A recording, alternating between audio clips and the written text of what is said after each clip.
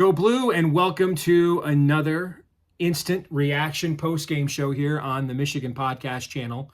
I'm Steve Dace, along with my son Noah Dace. First of all, I want to say thank you guys for your patience this week. We were on vacation, and I forgot to tell you guys that. So that's why no episode since last week's instant reaction. But the good news is we're going to more than make up for it in traffic after a Michigan performance like that, because the amount of Buckeye hate views that this is going to accumulate is going to make us at least some money. So I guess at least it's going to be somewhat financially profitable to endure whatever that was from the Michigan football team. The game's actually not even over yet. Last I saw it was 31-13.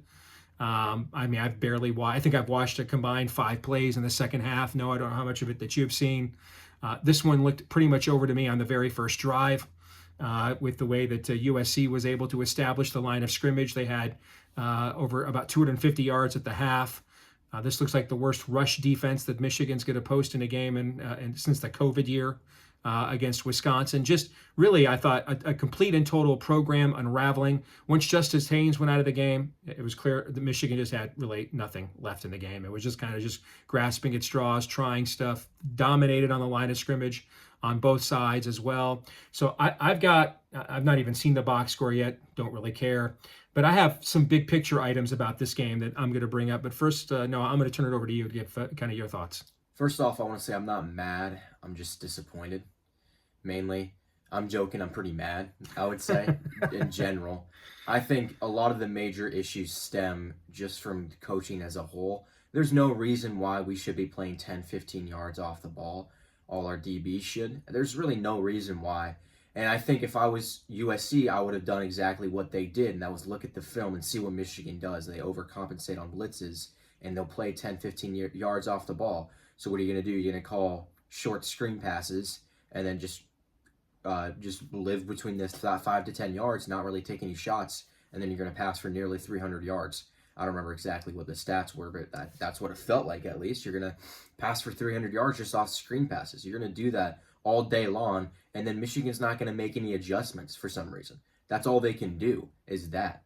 And then they can't wrap up. They can't tackle. These are the basic fundamentals of football. It's just wrapping up and tackling. I learned this in the 7th grade. You know what I'm saying? I feel like all you need to do is do that, and that limits the game. And I'm not the kind of guy to blame anything on the refs. I think if they called a perfect game, we still would lose by at least 10. But still, it's pretty dreadful, especially that offensive pass interference call on Andrew Marsh, and then the missed offensive pass interference call on that first drive. Both of those, very, very dreadful. Again, we still would have lost the game. I'm not saying that's the primary reason. The primary reason is more so on the defense. The offensive perspective, Bryce didn't play a perfect game. He's not going to play a perfect game. He's 18. At the same time, you need to give him more to work with. It's a little bit infuriating. Once Haynes goes down, your best 2 players and your whole offense really are 2 18-year-olds. 2 dudes that, I know Bryce is 6 months younger than me. I'm not sure where I am compared to Andrew Marsh. But 2 dudes that are around my age. That's your whole offense, man. That's not acceptable at all. What are the other 9 dudes doing? I know what 5 of them are doing, and that's standing straight up and letting the defense run right past them. That's what they were doing all game. It didn't look like they were trying. It looked like kind of they were there just to fill the spots. It looks like a waste of roster spaces, if we're being real here. I don't mean to go on a rant, but it looks like they're not really doing much. And it gets pretty infuriating to watch that happen over and over again. And it looks pretty infuriating to watch guys like Andrew Marsh and Bryce Underwood go there to work their hardest, and their talent's getting wasted. It's getting completely and utterly wasted by just completely dreadful play calling on both sides. The offensive play calling, honestly, I didn't think it was as bad as it has been. It's just the thing is your best player, Heisman candidate running back, happens to go out in the beginning of the game, and you don't bring it back in. And then the offensive line, this was their worst game all season, in my opinion. It didn't look like Bryce had much of a chance. I really think there were some throws that were just bad throws, but every quarterback's going to have bad throws. Every quarterback's going to have a bad game. I don't think that this was honestly that bad of a game. At least stat-wise, in terms of the eye test, maybe some plays looked pretty bad. I really don't think you can blame it. In that last drive, I just made a joke remark that, oh, they're going to run it out, and they're not going to try it all. And then they jot on Jaden Davis on the field. And what I thought is that's basically just running it out. They just arm punted that thing, but he can only throw more than 20 yards. because he brings his release all the way back here. So you basically just didn't even run it out. You just punted the ball to lose the game. And you're going to lose even if you score a touchdown there. But at least try, man. Like, it just didn't seem like they cared. Didn't seem like they wanted to try. Didn't seem like they were out to win it. I don't like Chiron more. I'm going to be real. He needs to prove it to me still. I don't like him. I don't like Lincoln Riley. The difference is one of those coaches seemed to want to win that game and the other one just didn't. I think that's the biggest distinction there for me. This game, I think, has me rethinking the criticism I had after the Oklahoma game.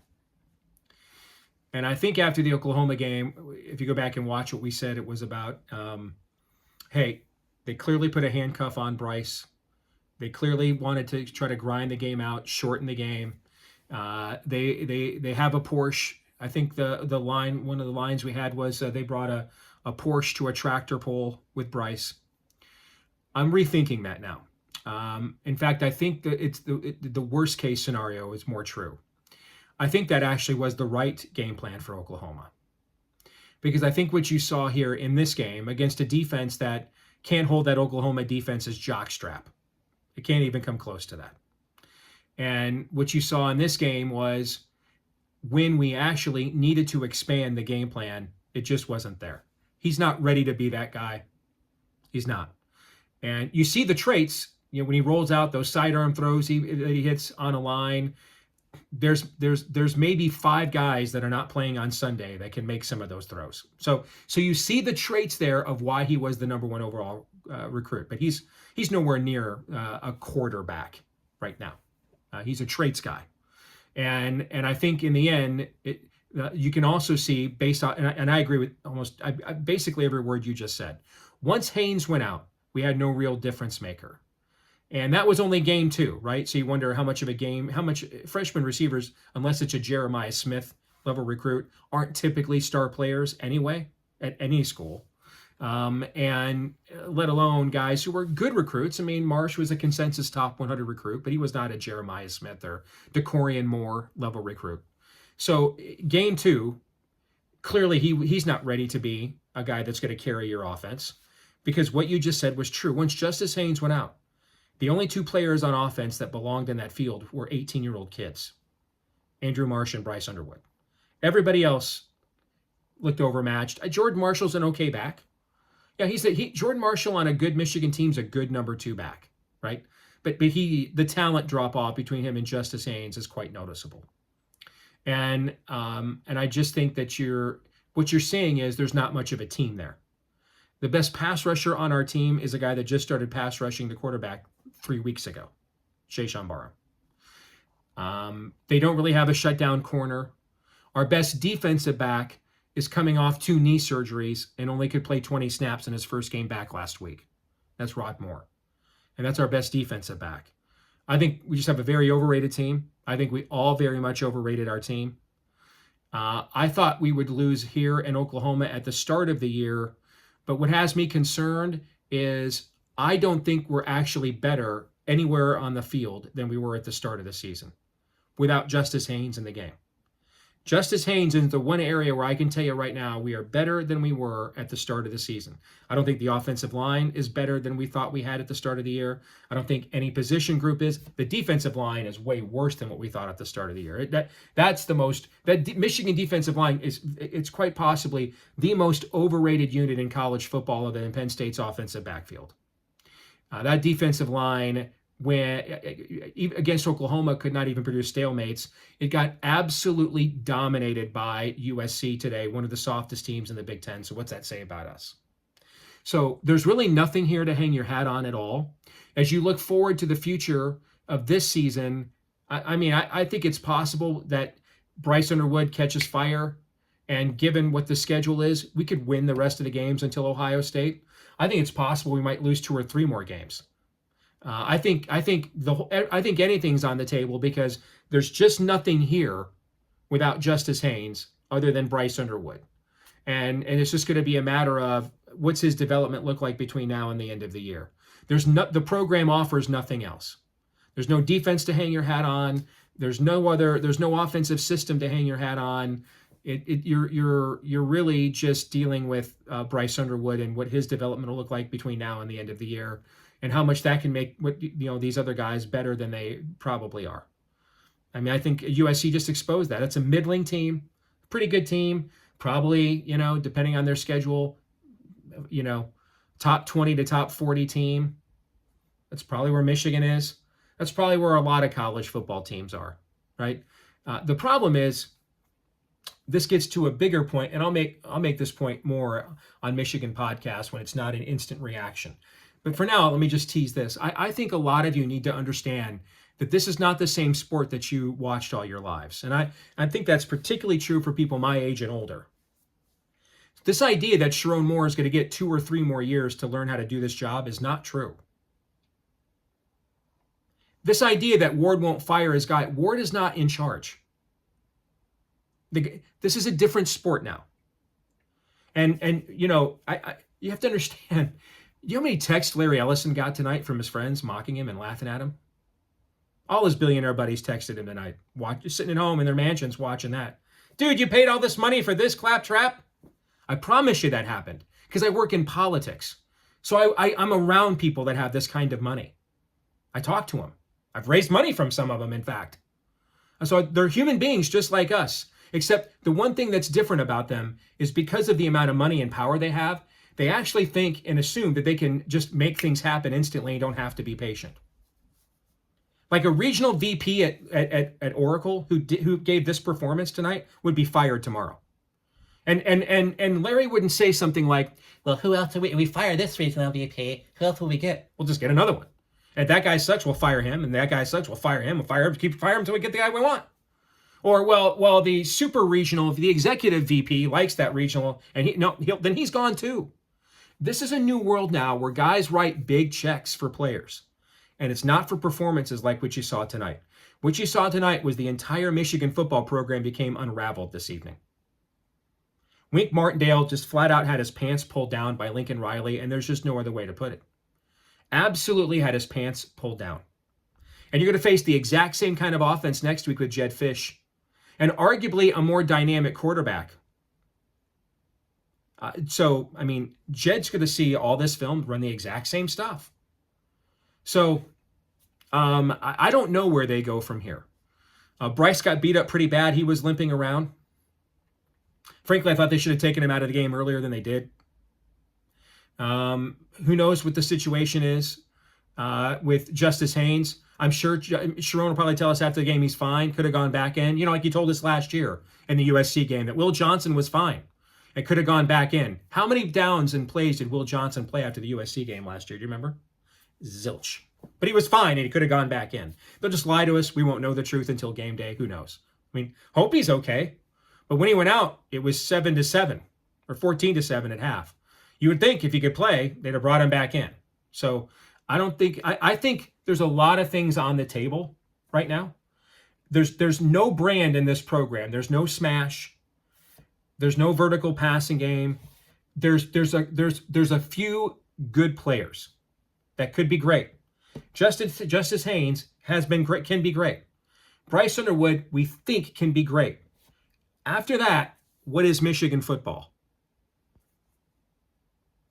There's no identity there. There's no brand there. And that's all coaching. Just a very poorly coached football team. You saw this team get outcoached so badly on both sides of the ball, particularly defensively, that these were all, frankly, fireable offenses. And these are going to be very short leashes. I'm just going to tell you right now, the loser of the Michigan State game, that coach might not make it past Monday. That's the world now that we are in. I think it's possible Penn State and Wisconsin have new coaches within 24 hours. Penn State was the preseason number 2 team in the country. Let's see, what about their buyouts? Well, dude, they're about to get $7 billion from the University of California pension system that invests in the league. So you know what Wisconsin's going to do with their cut of that? They're going to pay off Luke Fickell, make him go away and go hire another coach. That's probably what Penn State's going to do with their cut of that.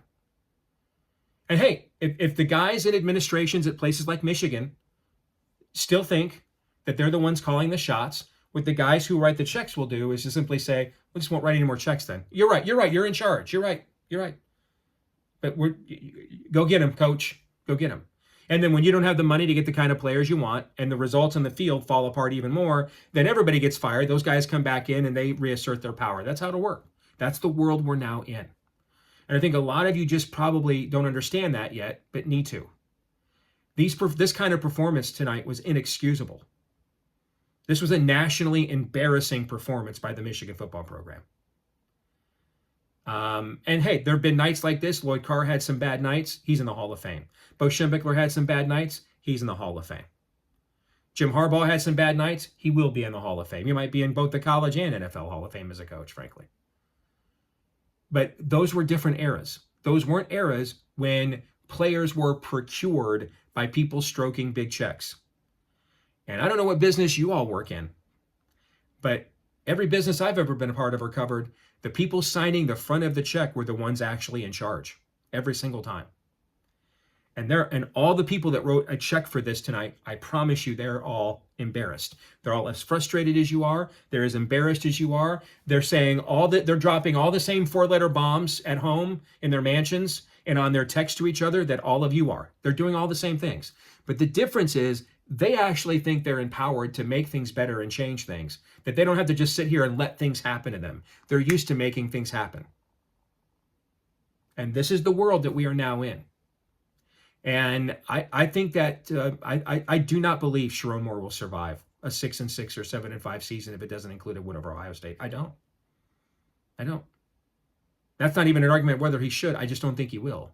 So whatever's going on here, I mean, we consistently see under Chiron Moore slow starts to games. How many times have we seen this over and over and over again? Right? This guy's record in October is abysmal. Didn't win a game in October last year. All right. Just lost this game. Last week's Wisconsin game, dude, Wisconsin just got shut out at home by Iowa. And it wasn't 3-0, it was 30-0. Wisconsin's horrible. Central Michigan, horrible. I was thinking, if you give up a free touchdown to every team you play in the first drive, yes, that just drops your percentage of winning by 20 to 30% right there. Yeah. Automatically. The first 2 minutes of the game, first 2 to 5 minutes of the game, that just drops your chances of winning by 20 to 30% right there. And another thing, going back to what you said about the identity, if you can't block well, you can't tackle well, and you don't play physically, and you can't run the ball successfully, what makes this Michigan football team Michigan football? That sounds like an over-exaggeration. You might say you're 4-2 still, you might still be ranked. Okay, great. What makes this football team Michigan football? What part of this team's identity that can they successfully do consistently, as in every week they have done this, that makes them Michigan football? And when it comes to the defensive line and how poorly they've performed for the most part, you can't blame missed holding calls forever, because it's been going on for the past 5 years. It's been going on my entire life. As soon as I've been old enough to understand football, that's been going on. And we still had consistently top 5 defensive lines every year. I don't think we have, at least from the performance tonight, we don't have a top 5 line. It's Jay Sean Barham,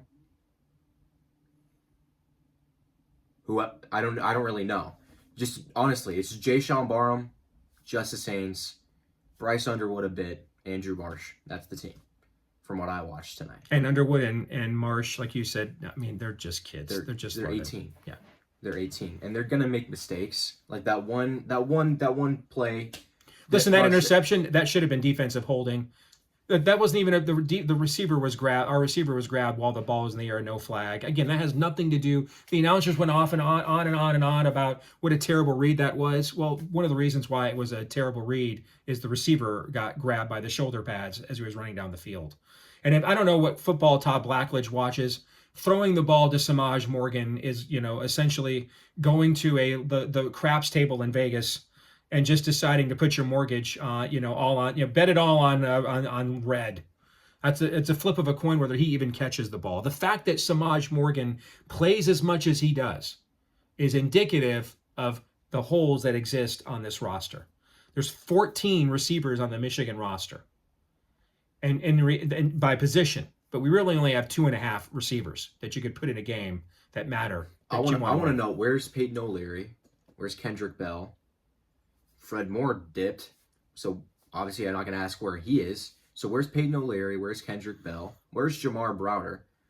I know Marion Stewart got injured. Where are all these other guys? Why is Samaj Morgan still out there? I was genuinely shocked that that in the starting lineup, first offensive drive, he came out there as starting.